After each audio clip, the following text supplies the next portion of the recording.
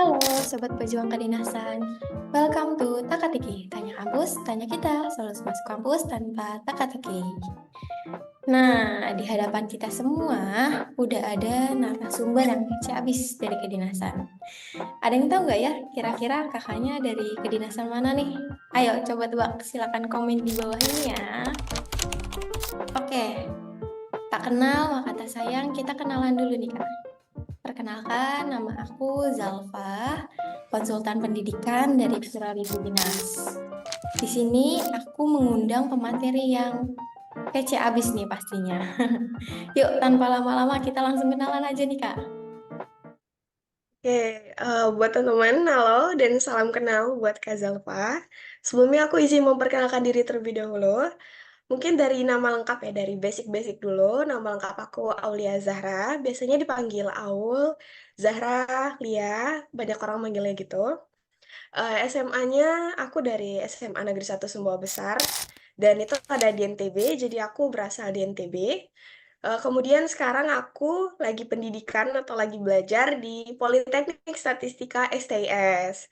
Dan kampusnya ini ada di Jakarta, jadi aku merantau di Jakarta dari NTB. Kemudian sejauh ini beberapa prestasi mungkin dari aku SMA sampai 3 tahun sekarang kuliah di Polsat STIS. Selama SMA, aku rasa aku sejalur dengan pilihan aku sekarang di STIS karena aku memang fokus di bagian matematika dan juga suka hitung-hitung ketika SMA dan beberapa mengikuti kegiatan lomba-lomba yang sejurusan seperti OSN Matematika, Olimpiade Matematika yang diadakan perguruan tinggi. Dan untuk concern aku di non-akademik, ketika SMA, aku juga mengikuti duta genre di kabupaten aku. Dan selain itu, selebihnya aku kebanyakan fokus untuk organisasi-organisasi juga di SMA. Kemudian, untuk 3 tahun sekarang di Polsat STIS, aku rasa karena di Polsat STIS udah akademik banget, penuh dengan perhitungan dan belajar, jadi aku lebih mencari untuk non-akademiknya sekarang di Polsat STIS, jadi aku mengikuti berbagai macam organisasi juga, dan untuk mengikuti beberapa lomba yang non-akademik. Selama di Polsat STS ini mungkin aku lebih concern ke beberapa lomba, salah satunya mungkin ada debat bahasa Indonesia, dan beberapa kali mungkin ikut lomba podcast. Selain itu, aku fokus dengan akademik dan juga organisasi di Polsat STIS. Mungkin sekian, Kak, perkenalan dari aku. Baik, terima kasih ya, Kak, atas perkenalannya. Jadi makin akrab nih, karena udah kenal. Oke, buat Oke. teman-teman semua yang berhasil menjawab dengan benar di kolom chat, selamat Anda mendapatkan 100 jos, mantap. Nah, teman-teman semua kan udah tahu nih, Kak Aul dari Sekolah Kedinasan STIS. Langsung aja yuk kita kepoin. Sebelumnya aku mau nanya nih Kak, terkait persiapan dulu masuk STIS, itu bagaimana Kak? Boleh diceritain secara singkat? Oke, mungkin dulu aku untuk mempersiapkan masuk Polsat STIS, aku udah persiapin diri sejak kelas 11. Awalnya termotivasi dari kakak tingkat 2 tahun di atas yang udah berhasil masuk STIS. Dan untuk cara persiapannya sendiri, aku banyak belajar dari soal-soal di internet, dari minta juga dari cutting yang udah berhasil lulus di Polsat STIS, saran-sarannya. Kemudian aku juga saat itu ada berlangganan dari USM yang dibuat oleh Polsat STIS, jadi UKM Wirus itu ada nyediain buku. Nah, di situ aku belajar khusus untuk matematika. Nah, kemudian untuk SKD sendiri aku banyak belajar dari soal-soal yang tersedia di internet, kemudian banyak-banyak ikut yang namanya tryout. Dari tryout itu bisa ngetahuin tipe-tipe soalnya, dan alhamdulillah juga aku ngelihat proses aku dari yang awal ikut tryout sampai akhir-akhir itu progresnya lumayan baik, dan juga bisa ketahuin gitu di bagian mana aku yang sulit, terutama di SKD kan ada 3 tuh, ada TIU, TWK, TKP. Nah, jadi aku lebih fokus ke bagian yang aku rasa aku sulit untuk melampaui ambang batas. Tapi alhamdulillahnya aku bisa langsung lolos dalam 1 kali coba, jadi setelah lulus SMA langsung ke Polsat STS. Jadi untuk singkatnya, SKD aku belajar dari soal-soal yang ada di internet dan sering tryout, sedangkan untuk persiapan matematikanya, itu aku dari soal BWSM yang disediakan oleh UKM Wirus di Polsat STS. STIS dan juga sering mengikuti lomba-lomba. Sedangkan untuk psikotesnya aku ada belajar dari internet juga, dari YouTube dan juga dari buku-buku yang ada di Gramedia. Dan untuk kesehatannya lebih sering jogging-jogging aja sih, karena di STS tidak ada tes Samapta ya saat angkatanku seperti push up, sit up, itu kan tidak ada. Jadi hanya check up, medical check up penuh, jadi yang penting jaga kesehatan, jadi cuman sering-sering jogging aja. Mungkin itu persiapan aku untuk masuk Polsat STS secara singkat ya. Baik, lalu kenapa Kak Aulia lebih memilih PTK daripada PTN nih Kak? Mungkin ini udah banyak yang bilang juga disampaikan. Sebenarnya dari pengalaman dan sisi aku, ada 2 benefit utama kenapa aku memilih PTK. Jadi yang pertama karena kuliahnya gratis, jadi kita full beasiswa, benar-benar full, tidak ada mengeluarkan uang untuk biaya semester, biaya baju, dan lain-lain. Jadi ketika masuk otomatis dapat baju juga, dapat seragam.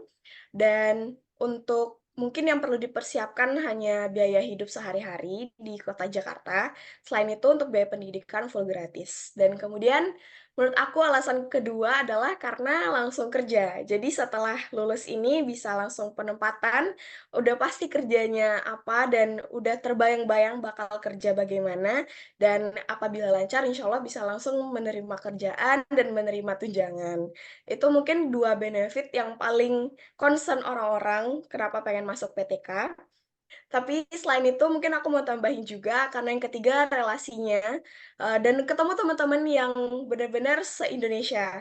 Kadang aku dalam satu kelompok bahkan terdiri dari 5 provinsi, jadi orangnya beda-beda karena di STS tidak ada perwakilan per daerah, jadi semuanya mempunyai kesempatan yang sama dan kita sering berbagi-bagi cerita tentang adat di masing-masing perwakilan daerah dan juga ada yang namanya perwakilan putra-putri daerah. Jadi ada ajangnya juga di Polsat STIS untuk perwakilan daerah.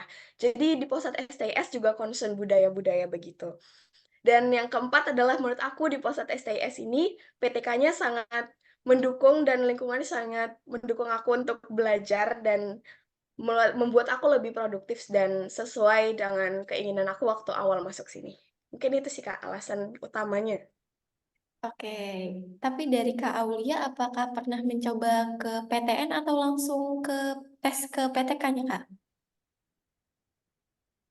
Untuk aku sendiri, aku sempat nyoba di PTN, karena saat itu zamanku ada SMPTN, ada SBMPTN namanya masih itu. Aku ikut juga, aku kebetulan eligible juga di sekolah, masuk ambil SNPTN, tapi sayangnya nggak lulus SNPTN, kemudian lanjut SBMPTN, dan saat itu nggak lulus juga. Tapi aku nggak nyerah, aku juga masih nyari PTN karena PTK itu kan lama ya dibandingkan PTN untuk pembukaan pendaftarannya. Jadi karena aku juga nggak tenang gitu, belum dapat kuliah di mana-mana, akhirnya nyoba ikut, lewat jalur lain-lain dan alhamdulillah aku itu juga keterima di PTN, lewat jalur beasiswa juga, dan aku sudah sempat kuliah di PTN tersebut sampai 1 minggu, tapi karena masih online jadi belum kerasa banget jadi mahasiswa di PTN tersebut. Tapi setelah 1 minggu kuliah, akhirnya pengumuman Polstat STIS dan aku pindah, undirin diri dan lumayan juga ribet itu proses pengunduran dirinya karena masuknya lewat jalur beasiswa dan ada beberapa penggantian rugi juga karena jalur beasiswa. Tapi kemudian, langsung pindah ke PTK di Polsat STIS. Jadi aku pernah di PTN walau online dan seminggu, Kak. Oke, berarti untuk masuk ke PTK itu sekali coba ya Kak? Alhamdulillah aku sekali coba, Kak. Mantap. Boleh tahu apa aja sih Kak persiapan yang harus disiapin saat mendaftar ke kedinasan STIS Kak? Mungkin sesuai sama tes-tesnya. Jadi yang pertama jangan terlalu fokus ke kesehatan, ke psikotes, harus persiapan di gerbang utamanya dulu, saat itu SKD. Jadi tes tahap pertama itu ada SKD, ada TIU, TWK, TKP. Jadi benar-benar dipelajarin di situ, tahu ambang batasnya, karena setahu aku setiap tahun bisa jadi ada perubahan waktu, soal, dan lain-lain juga ambang batasnya. Menurut aku dari TIU, TWK, TKP, aku sendiri agak sulit di TWK saat itu karena menurut aku agak harus membaca dan menghafal untuk TWK. Jadi aku lebih concern di TWK karena beberapa awal tryout nilai aku paling rendah di TWK. Jadi sadar diri untuk memperbaiki materi-materi di TWK.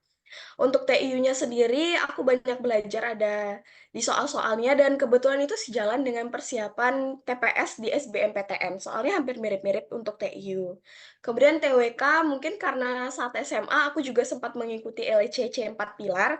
Jadi di situ ada bekal yang lumayan menurut aku, dasar-dasar undang-undang juga di situ ada. Jadi aku mungkin tinggal mengulang kembali di TWK-nya, sedangkan kalau TKP, kuncinya TKP adalah fokus, baca soal baik-baik, baca pilihannya, dan pilih pilihan yang menurut kalian adalah langkah yang paling terbaik yang harus dilakukan ketika nanti bekerja. Dan di TKP itu kan ada poin rentang ya, 1 sampai 5, nggak ada yang salah. Jadi pilihan kalian sebenarnya benar, tapi kalian usahakan pilih yang paling baik gitu, dan sesuai juga sama keadaan nantinya ketika bekerja. Mungkin itu untuk persiapan SKD-nya. Kemudian untuk persiapan matematikanya sendiri, aku dari belajar dari BUSM STIS tadi dan sering mengikuti lomba-lomba di SMA. Dan itu juga merupakan salah satu hal yang ngebantu banget karena ketika persiapan aku hanya perlu mereview. Jadi nggak perlu bener-bener belajar dari awal karena udah sering nyoba-nyoba ngikut lomba-lomba dan hampir mirip juga tipe soalnya. Kemudian kalau psikotes persiapannya yang penting psikotes itu kalian ke dalam keadaan sehat, karena lumayan banyak soalnya dan ada sampai 400-an, ada bahkan section yang sampai 400-an gitu, yang penting kalian fokus. Kemudian untuk psikotes sering-sering berlatih dan sampai tahu pola soal-soalnya. Kemudian kalau samapta, mungkin bukan samapta ya, tapi kesehatan, karena kita nggak push up, sit up, cuman medical check up. Persiapannya cuman sering-sering jogging, makan makanan sehat, terutama ketika 3 bulan, 2 bulan mendekati tes kesehatan, ketika udah lulus SKD langsung sadar diri aja, mulai persiapan kesehatan, sering jogging sore, sering jalan-jalan pagi, ya sit up, push up, tapi nggak terlalu lah, karena yang penting sehat.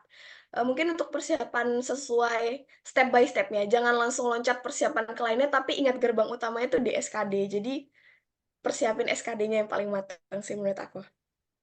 Berarti untuk Gitu, Kak. tahap fisiknya nggak terlalu berat ya, Kak? Karena non-militer. Di tahapan apa Mohon maaf bagaimana, Kak? berarti untuk tahapan fisiknya nggak terlalu berat karena non-militer. Benar, menurut aku yang paling berat itu di SKD, Kak. Karena Oh, seperti yang aku bilang tadi ada TIU, TWK, TKP, udah gitu balapan dengan waktu, balapan dengan jumlah soal, itu menurut aku paling sulit di bagian SKD sih, Kak. oh, berarti Part paling tahapan sulitnya. tersulitnya itu SKD. Menurut aku gitu, Kak. Oke. Di STIS itu ada jurusan apa aja, Kak? Bagaimana? Di sekolah kedinasan STIS ada jurusan apa aja? Oh, ya, izin menjawab ya, Kak. Jadi di Pusat STIS itu ada jurusan D4 Komputasi Statistik, ada D4 Statistika, sama ada program D3 Statistika. Mungkin ada 3 itu aja sih, Kak, di Pusat STIS. Dan Oke. saat ini aku jurusannya di D4 Komputasi Statistik. Baik. Apakah di STIS itu ada asrama, Kak? Dan berapa lama kalau ada? Jadi di Pusat STIS tidak menyediakan asrama, saat ini masih hidupnya tinggal di luar, jadi tinggal di kos gitu, jadi nggak menyediakan asrama. Diperbolehkan mata minus atau tidak, Kak?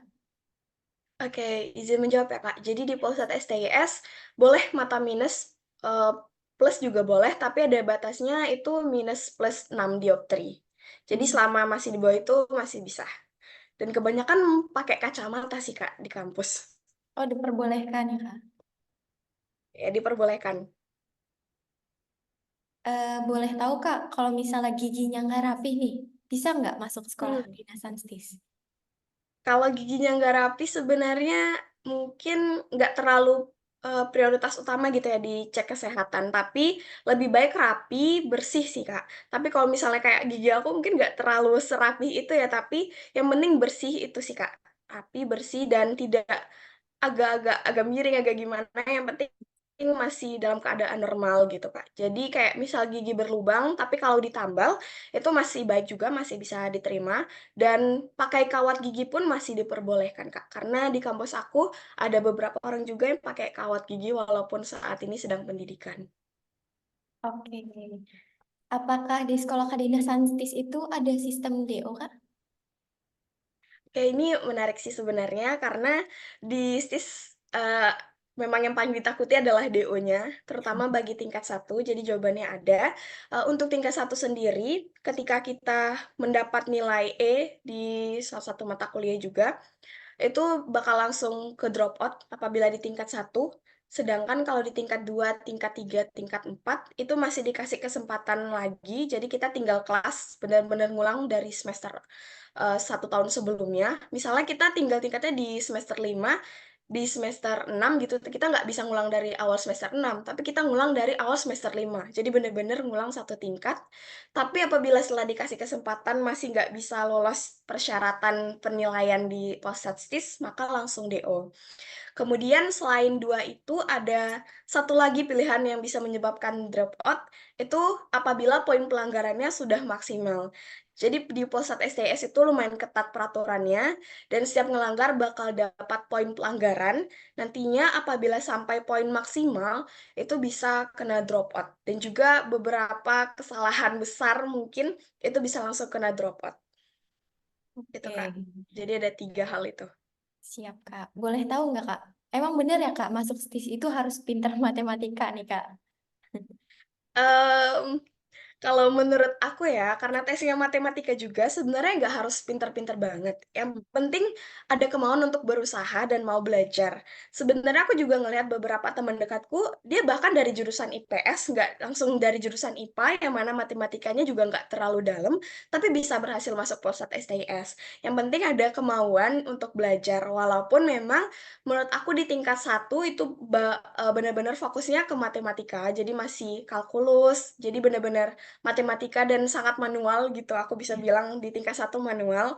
Tapi ketika kita udah tingkat 2 tingkat 3 tingkat 4 jujur aja, belajar ngitung matematika secara manualnya itu udah berkurang banyak, udah belajar pakai software-software, statistik, SPSS, kayak R, itu udah mulai banyak. Jadi yang penting ada kemauan aja karena bener-bener cuma di tingkat satu dan tingkat 2 sih yang banyak manual, selain itu banyaknya pakai program aplikasi statistik sih, Kak, jadi di sini.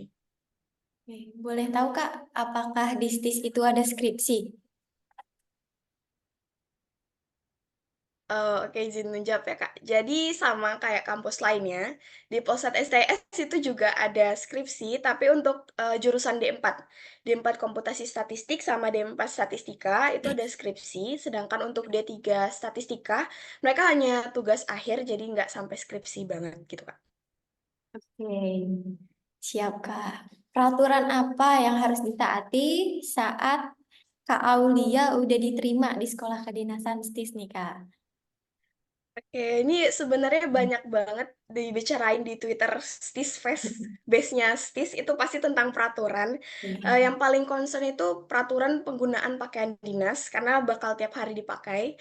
Jadi banyak peraturan tentang pakaian dinas, atribut-atributnya yang harus dipakai. Misalnya kayak bivak mode harus disampirkan di bahu, dan kalau kita nggak pakai akan dapat poin pelanggaran, kemudian pangkat, badge, name tag, itu banyak banget, itu yang paling sering ditegur dengan dosen juga, sering langsung menegur, itu peraturan utamanya.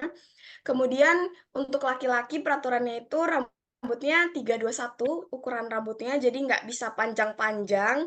Dan kalau untuk cewek yang non hijab, itu batas rambutnya sampai kerah bawah, dan apabila lebih itu dan terkena pemeriksaan itu juga bisa dapat poin pelanggaran. Kemudian yang paling concern juga, belum menikah dan bersedia untuk tidak menikah selama pendidikan, dan beberapa pelanggaran dan beberapa peraturan penting lainnya juga misalnya dilarang merokok walaupun itu di luar kampus, tetapi menggunakan pakaian dinas dan juga ada tanda pengenal. Selain itu diperbolehkan, tapi selagi masih memakai atribut kampus itu tidak diperbolehkan. Dan juga ada aturan-aturan jam pakaian malam, kemudian pakaian yang harusnya tidak digunakan di tempat selain kegiatan akademik, itu juga tidak diperbolehkan. Mungkin agak sedikit berbeda dengan kedinasan lain, yang mana kalau keluar atau sedang ada kegiatan di luar itu memakai pakaian atributnya, pakaian dinasnya, sedangkan kalau di Polsat STIS kami tidak diperbolehkan untuk menggunakan pakaian dinas selain kegiatan akademik di kampus dan beberapa hal kegiatan akademik di luar kampus gitu, Kak. Mungkin itu peraturan yang sering disebutkan setiap minggu ketika apel di kampus. Oke. Boleh tahu nggak nih Kak, apa kesan Kak Aulia selama berkuliah di STIS? Sejauh ini kesannya, ada suka, ada dukanya. Sukanya aku banyak belajar hal baru, banyak ketemu teman-teman yang benar-benar, mendukung aku. Dukanya, aku bisa bilang pelajaran di sini sangat sulit menurut aku, terutama aku ngambilnya komputasi statistik nih, Kak. Jadi komputasi statistik ini lebih banyak ngoding-ngodingnya dan aku tuh nggak ada base sama sekali di ngoding, jadi aku bener-bener kaget awalnya, tapi alhamdulillah masih bisa survive. Jadi menurut aku dukanya itu banyak hal yang aku tidak punya dasar-dasarnya. Mungkin untuk orang-orang yang dari SMK yang dari jurusan IT itu bisa langsung linear ke jurusan komputasi statistik, mungkin itu dukanya, tapi sukanya, di sini fasilitasnya juga sangat mendukung kami. Di sini ada labcom bebas kami gunakan, kemudian bisa pakai remote lab juga. Jadi kalau untuk aplikasi-aplikasi yang sulit di laptop kita, kita bisa pakai remote lab. Jadi bisa tetap belajar walaupun dari kos dengan adanya remote lab itu. Kemudian sukanya juga aku dapat pengalaman baru di organisasinya, aku merasa aku benar-benar berkembang di Polsat STIS, terutama di organisasi-organisasinya, belajar relasi juga dengan beberapa PTK-PTK lainnya karena sering ngadain studi banding, lomba-lomba yang cuma untuk PIPTK, untuk PTK saja, jadi banyak kenalan juga di luar Polsat STIS, tapi yang anak-anak kedidasan, mungkin itu suka duka yang paling aku rasain, Kak. Oke, boleh nggak nih Kak kasih pesan untuk mahasiswa baru dari yang mau daftar sama yang udah daftar nih Kak dari Kak Aulia. Oke, mungkin pesannya untuk yang masih belum daftar atau masih persiapkan diri, jangan sia-siakan waktu kalian, jangan banyak main-main. Main boleh, tapi tetap fokus pada tujuan kalian, jangan sampai kalian menyesal karena tiba-tiba waktunya akan cepat berlalu. Jadi persiapkan dengan sebaik-baiknya, pilihlah jurusan kalian yang sesuai minat kalian dan lihat juga prospek kerjanya. Jangan asal memilih, jangan hanya asal ikut-ikutan, benar-benar pilih sesuai kalian, apakah kalian bisa survive atau enggak di sana. Menurut aku itu saat sangat yang penting, terutama untuk kelas 12 di SMA. Dan pesannya buat teman-teman yang saat ini masih mendaftar, masih mencoba, adalah jangan pantang menyerah. Percayalah, kalian pasti akan mendapatkan hasilnya, walaupun banyak kegagalan yang diterima. Aku dulu banyak gagal juga waktu masuk PTN, tapi alhamdulillah sekarang udah keterima di PTK.